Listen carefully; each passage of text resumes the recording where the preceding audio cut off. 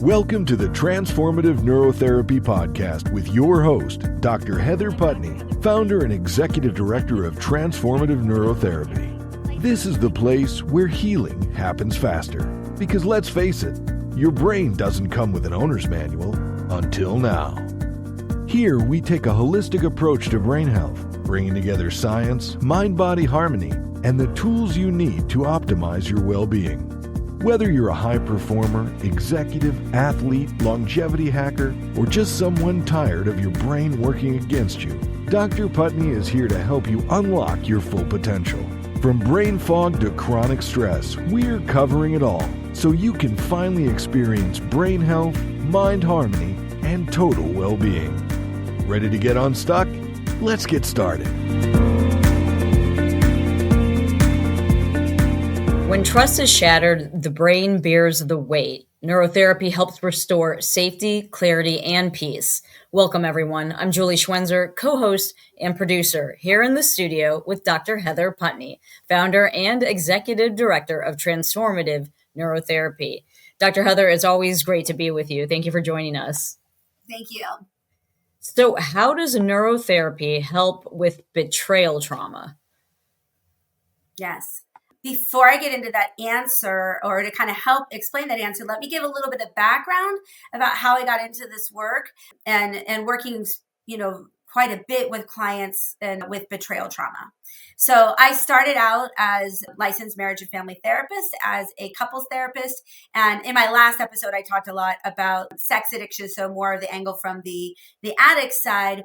But in this session, we're going to talk about, the impact on the partner side. So from the get-go, I've always been kind of like a systemic thinker. And when I started seeing sex addiction coming up in the office, I realized it was more than just bad behavior or just an affair, and I didn't know what I was doing. And so I went and sought additional training. So I became a certified sex addiction therapist, and then later a supervisor in that field. And I've been working with that since 2013. So been doing a lot of work helping, couples and individuals heal from the impact of sex addiction and betrayal trauma, which goes hand in hand.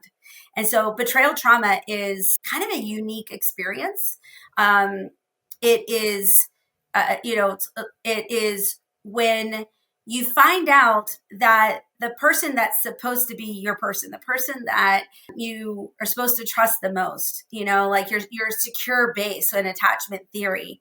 Basically, when you find out that that person is no longer safe, when you find out that your reality isn't what you thought. So there's this really huge kind of rupture in your life, because you interpret, like, we are meaning making creatures. So we interpret all the behaviors and everything we see and do and experience through this lens. So this lens that I think that my partner's safe. I think that, that my life looks a certain way, that that things are supposed to be a certain way, plus all that dreaming for the future. And when they end up with this discovery, they can find out all kinds of traumatic things, that their partner's been doing this thing. They've spent a lot of money, that they thought was their safety egg. And so there's a lot of financial betrayal. There's sexual betrayal. There's lying. There's hiding. There's gaslighting. It looks very different from couple to couple and partner to partner.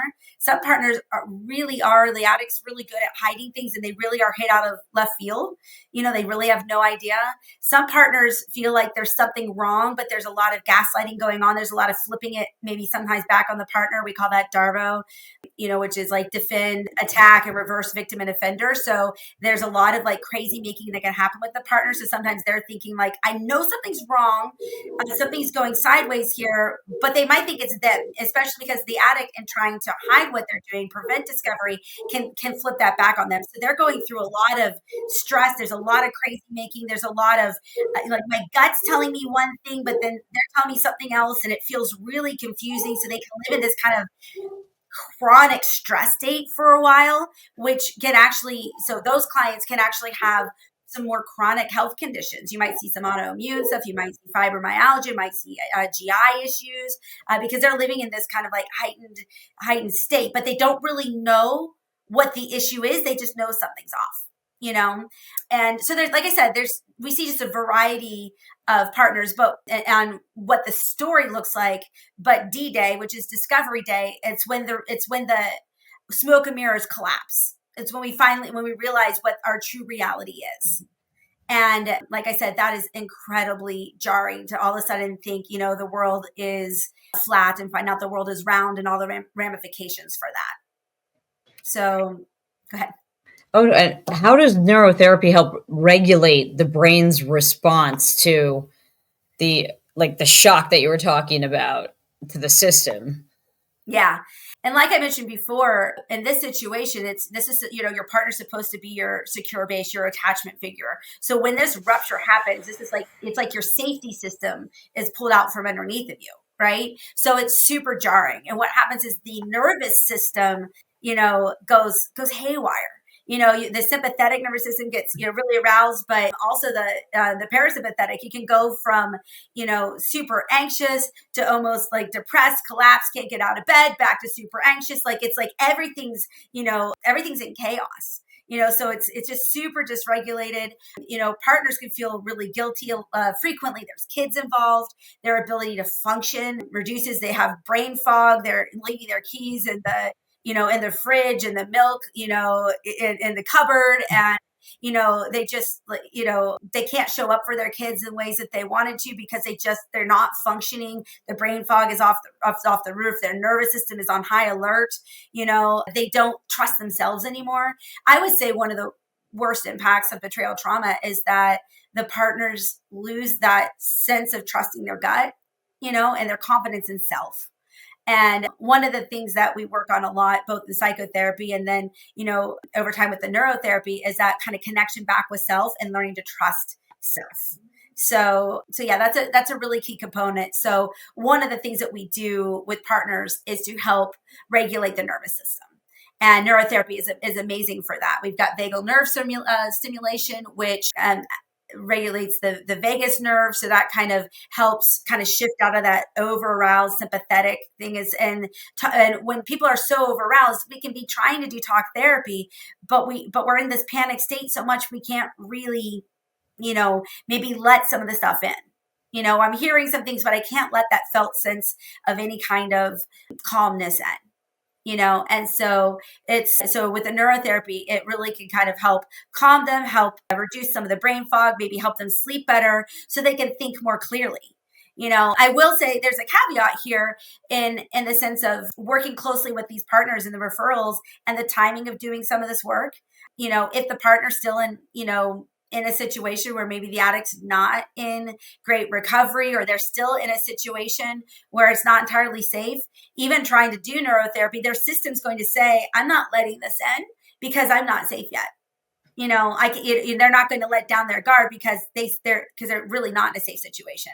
So sometimes they might need to have a separation period so they can create some safety, so they can kind of re-regulate and be able to think through things more clearly. Or what happens is if their partner is showing really good recovery, but their body has trouble letting that in, then this is a great time to kind of come in, because maybe there's pretty well established, like the partner's kind of gotten the memo, they're doing all the right things, there hasn't been a lot of acting out, they've got good sobriety, but their body can't shift out of high alert, and so they're still in this state. And this might be months or years later after there's some pretty established recovery. So there's a lot of different ways to work with it. There's a lot of different timing. There's some complex factors that have to be taken into consideration when we get these referrals, and figuring out what's going to be best for the family system and maximize the results for the partner.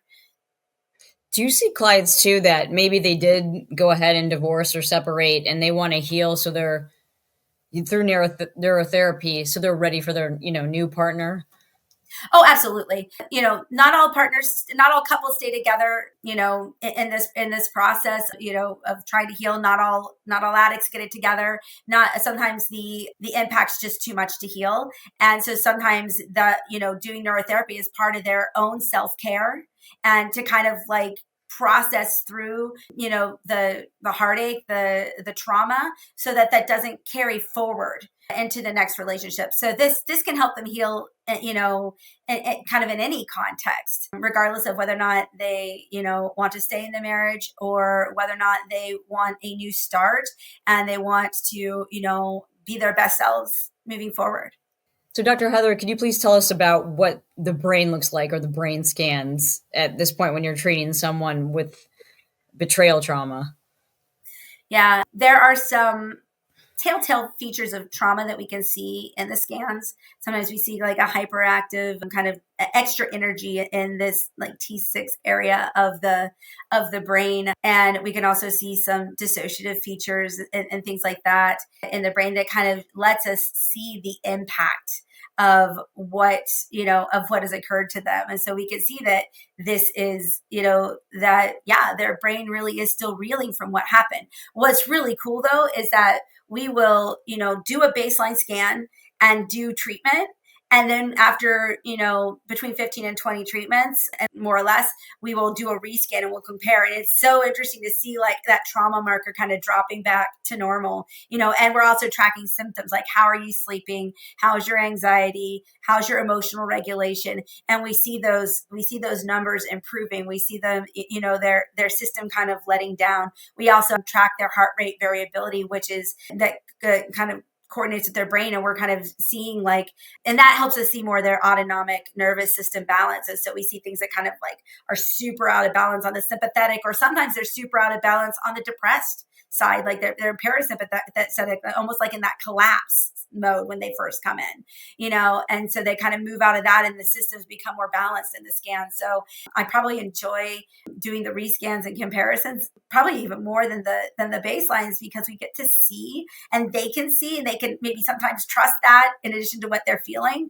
that this was horrible, this wasn't great, but I can heal.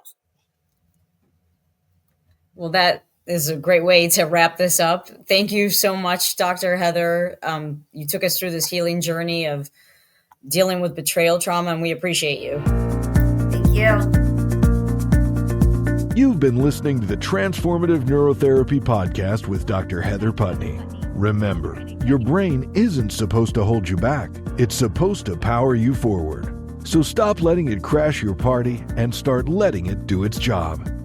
If you're ready to optimize brain health, sharpen your focus, and age like a fine wine, schedule your free consultation today at transformativeneurotherapy.org or call us at 412-204-7397. Because here, healing happens faster.